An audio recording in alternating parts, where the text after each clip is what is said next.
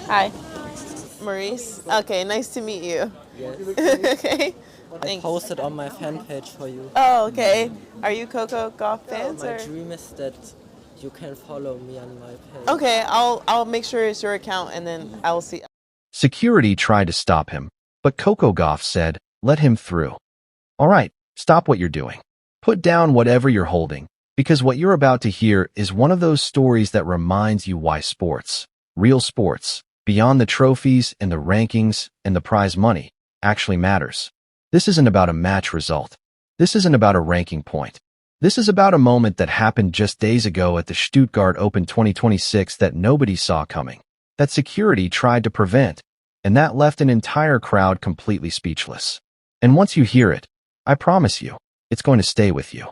Throughout my career, support has meant so much to me. It's gotten me through some of the toughest matches and some of the toughest moments in my life so far. And so that's why I thought this would be a cool idea for me just to say thank you to you guys for supporting me. Let's set the scene properly, because context is everything here. Coco Gauff had just wrapped up her opening round victory at the Stuttgart Open in Germany, a tournament she came into with eyes firmly set on building clay season momentum ahead of Roland Garros. Stuttgart is a grass court warm-up event typically, but in 2026 the tennis calendar has been shuffled and reshaped enough that every tournament carries extra weight, extra scrutiny, and extra opportunity. Coco, as she always does, played with purpose. She played with that quiet intensity that has made her one of the most compelling athletes of her generation. And when the match was over, she did what she always does. She went to greet the fans. Now, if you've ever watched Coco Gauff interact with a crowd, you know there's something genuinely different about her.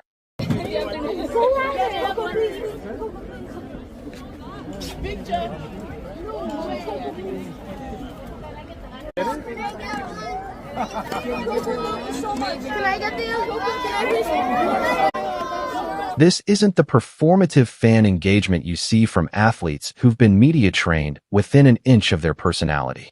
Coco actually looks at people. She actually sees them. There's a warmth there that doesn't feel manufactured, and anyone who has watched her career since she burst onto the scene as a 15-year-old at Wimbledon knows that this quality, this groundedness, has only deepened as she's matured into a Grand Slam champion and a genuine global icon.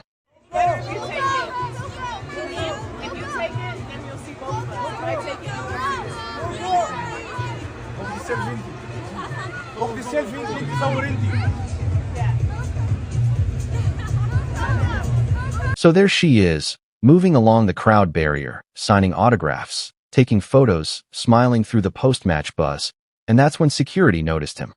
A young boy, trying to push his way through the crowd. Not violently, not aggressively, but desperately. With that particular urgency that only kids have, the kind that doesn't yet know how to disguise itself as something more polished or socially acceptable. He was just trying to get to her. That was all. He needed to get to her. Maybe. Well, I don't know. I don't have the racket I can give you right now. My rackets are customized for me, so I need them for the tournament. I only get so many for. And you could understand immediately why security moved in. Large crowds, high-profile athlete, close proximity. These are exactly the situations that event security is trained to shut down fast. They intervened, as they should. They tried to create a barrier between the boy and Gauff's path. But Coco saw him. And here is the moment that the entire crowd, and now seemingly the entire tennis world, cannot stop talking about. With her signature calm, that composed, unshakable Coco Gauff composure that she somehow maintained even during championship point at the US Open, she raised her hand. One simple gesture, and she said, clearly enough that those nearby could hear it, "Let him come closer." Security paused. You could feel the hesitation ripple through the moment. Staff exchanged glances.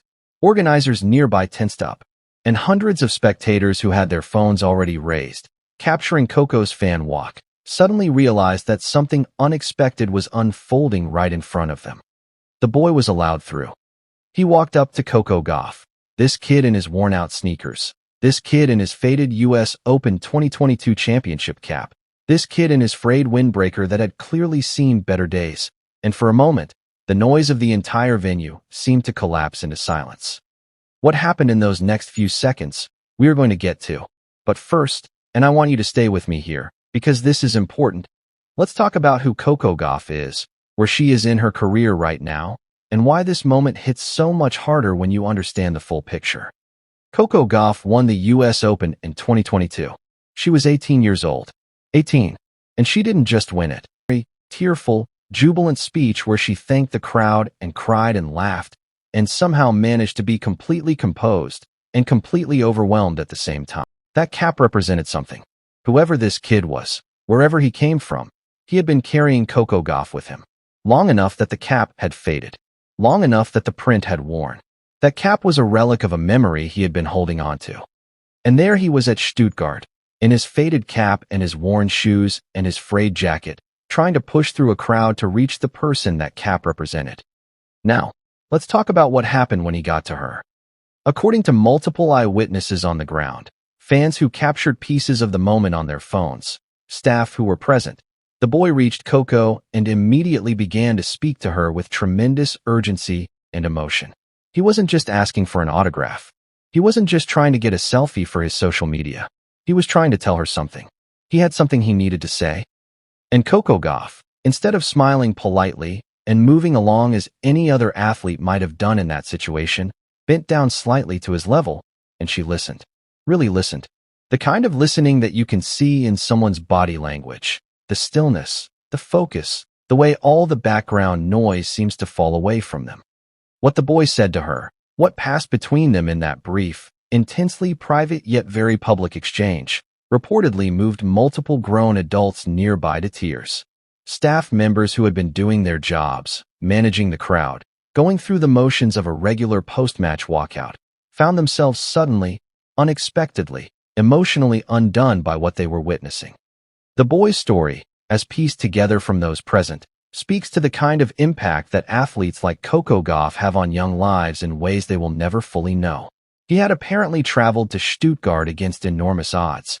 Accounts suggest his circumstances were anything but comfortable, that getting to this tournament had required sacrifice and determination that most adults would struggle to muster. He had come specifically because of her, because of what she represented to him, because somewhere along the way, Coco Gauff had meant something to him that went far beyond tennis.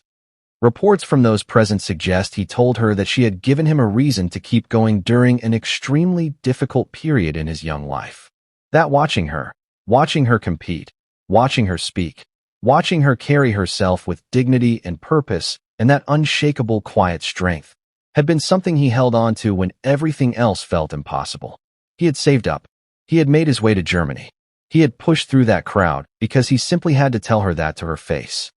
And Coco Gauff, 21 years old, Grand Slam champion, one of the biggest names in world tennis, crouched down, looked this boy in the eye, and gave him her full, undivided, genuine attention. What happened next, according to those who were there, was that she took off something from her bag. Some accounts suggest it was a wristband, others suggest it was a signed item she had on her, and she gave it to him. Not in the hurried, keep the line moving way that you sometimes see at fan events. She gave it to him slowly, deliberately, as if to say, "I see you. I hear you. This is yours." The boy reportedly cried. And then, according to multiple witnesses, Coco Gauff cried too. Just briefly. Just for a second. That famous composure flickered, just for a moment, in the best possible way. The crowd, which had been mostly watching and recording in stunned silence, erupted. And not in the loud, boisterous way that crowds erupt after a winning shot. In that quieter, more profound way, that collective exhale of emotion that happens when a group of strangers all feel something true at exactly the same moment. Videos of the encounter began circulating almost immediately, and the tennis world, which has been somewhat exhausted by a news cycle dominated by scheduling controversies, ranking debates, and the ongoing geopolitical shuffle of the global tour, responded in the way that only a genuinely beautiful human moment can make people respond. With something close to relief. Like, yes, this is why we care. Now let's zoom out, because this story doesn't exist in isolation. It exists within the context of a Coco Gauff who is very much in the middle of a defining stretch of her career. Coming into Stuttgart 2026, Gauff had been navigating a clay season with a lot riding on it.